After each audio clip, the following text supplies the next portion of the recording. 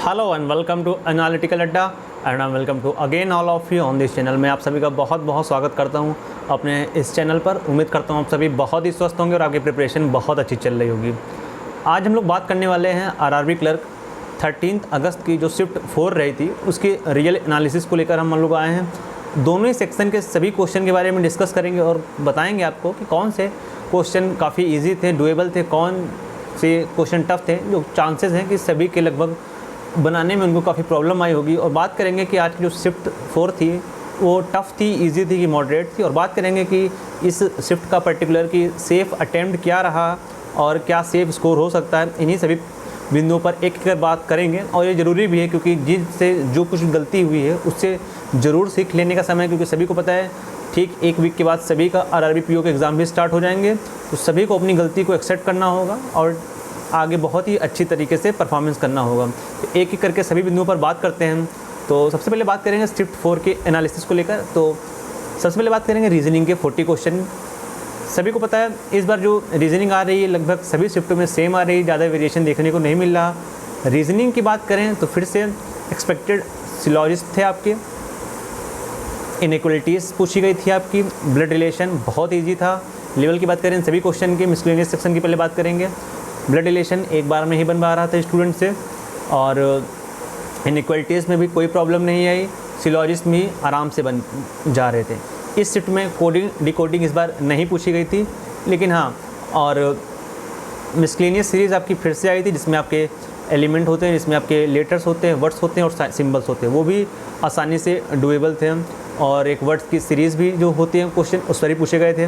तो मिसलेनियस की बात करें और वर्ड पेयरिंग के 2 क्वेश्चन आए थे। एक तो काफ़ी इजी था जो कि बन जा रहा था आसानी से, और एक में जो बनाना था वर्ड उसमें दिक्कत आ रही थी। इजी क्वेश्चन वो था जिसमें आपको बताने होते हैं कि दोनों दिशाओं से कैलकुलेशन करने पर उन दोनों लेटर्स के बीच में कितना होगा। तो इस बार सीधा डिजिट दी थी तो कैंडिडेट से आसानी से बन जा रहे थे। दूसरे वर्ड जो था उसमें पहचानना था आपको कि इन पर्टिकुलर लेटर से कौन सा वर्ड बनेगा, उसमें स्टूडेंट को प्रॉब्लम आई। बाकी मिसलेनियस सब सेक्शन की बात करें तो काफ़ी इजी रहा, इस बार सारे क्वेश्चन डुएबल थे।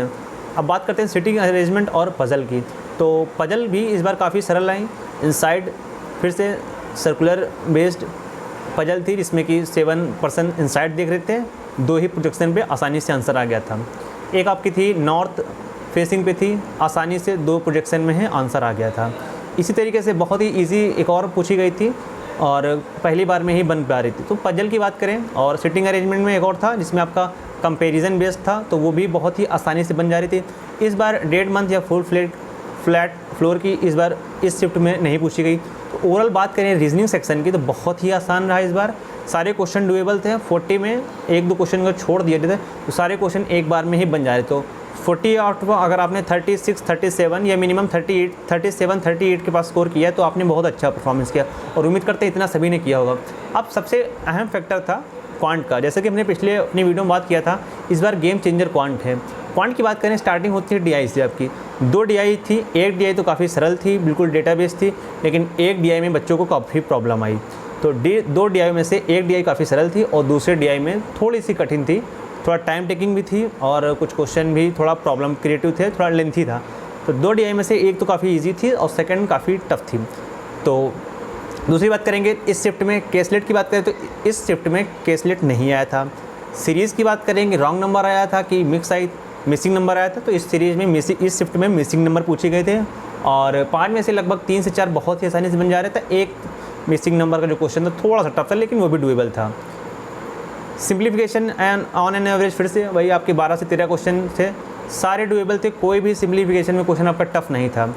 सबसे इंपॉर्टेंट फैक्टर फिर से जैसे मैंने आपको पहले ही कहा था कि आपका जो इंपॉर्टेंट रोल अदा करने वाला है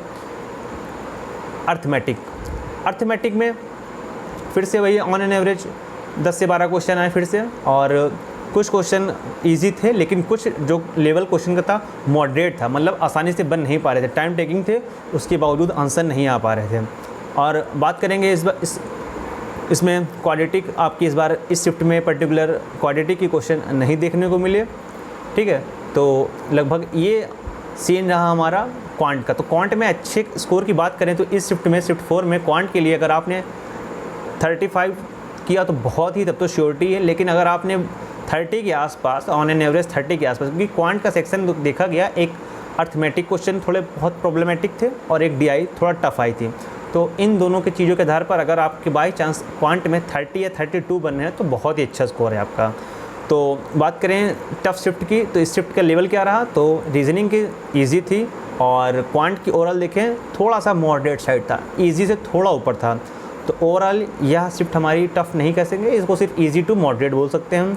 अब बात करेंगे क्या कट ऑफ इस बार लो होगी, तो बिल्कुल प्रीवियस ईयर की अगर कंपैरिजन करें तो सारी चीज़ें इस बार थोड़ा सा टफ आ रही हैं। इंटरफेस में खैर बच्चों को अब तो हैबिचुअल हो गए, थोड़ा टाइम टेकिंग फिर से वही प्रॉब्लम आ रही थी, स्क्रॉल करने पर 2 लैंग्वेज होने से जैसे हर बार आंसर को टिक करने से पहले थोड़ा बहुत प्रॉब्लम आ रहा था। हालांकि ये चीज़ पिछले साल भी थी, लेकिन मेन प्रॉब्लम इस बार देखी जा रही है क्वांट में। क्वांट सेक्शन इधर पिछले साल की अपेक्षा काफ़ी थोड़ा सा टफ आ रहा है, तो क्वांट में स्कोर के लो होने के चांसेस हैं। सभी कैंडिडेट के थोड़े बहुत अटैम्प्ट कम हुए हैं पिछले साल की अपेक्षा। तो सेम स्कोर की बात करें, लो कट ऑफ की बात करें तो डेफिनेटली पिछले साल से कंफर्म है कम से कम 3 से 4 नंबर आपके इस बार कट ऑफ में कमी देखने को मिलेगी और एक नॉर्मलाइजेशन भी एक अच्छा फैक्टर साबित होगा। सेव स्कोर की बात करें तो उसके पहले हम गुड अटेम्प्ट की बात करेंगे। अगर आपने 80 में अप्रॉक्स 70 के अराउंड किया, या ये कहें 65 से लेकर 70 के बीच में किया, तो बहुत ही अच्छा स्कोर है। क्योंकि पहली बात तो ये नॉर्मलाइजेशन का आपको फ़ायदा मिलेगा। ऑन एन एवरेज 3 to 4 अगर आपकी एक्यूरेसी अच्छी है तो 3 to 4 आपके नंबर इंक्रीज़ होने के पूरे चांसेस हैं। सेकंड चीज़, पिछले साल की अपेक्षा क्वांट कठिन होने से स्वाभाविक है, जहाँ कट ऑफ पिछली बार अराउंड 75, 74, 76 जा रही थी, इस बार उम्मीद है ऑन एन एवरेज अप्रॉक्स 20 के आसपास ही जानी चाहिए। तो सेव स्कोर अगर आपने 80 में 65 या 70 के अराउंड अटैम्प्ट किया तो बहुत ही अच्छा स्कोर है, आपके अंदर होने के पूरे चांसेस हैं। हमारा एनालिसिस करने का मेन मकसद ये था कि आपने जो आज गलतियाँ की हैं इसे सुधार लेके आप आने वाले नेक्स्ट वीक में आरआरबी पीओ में बहुत ही अच्छा परफॉर्मेंस करें। उम्मीद करते हैं चीज़ें पसंद आई होंगी और आप चीज़ों को एग्री से करेंगे। आने वाली सभी एग्ज़ाम के लिए फिर से हमारा एनालिसिस आपके लिए आता रहेगा, जो काफ़ी हेल्पफुल हो सकता है आपके अपकमिंग एग्ज़ाम को लेकर। मिलेंगे अपने अगली वीडियो के साथ, तब तक के लिए टेक केयर, बाय। और अगर आप इस चैनल पर नए हैं तो इस चैनल को जरूर सब्सक्राइब कर लें, काफ़ी हेल्पफुल रहने वाला है आपके लिए। Okay, take care, bye.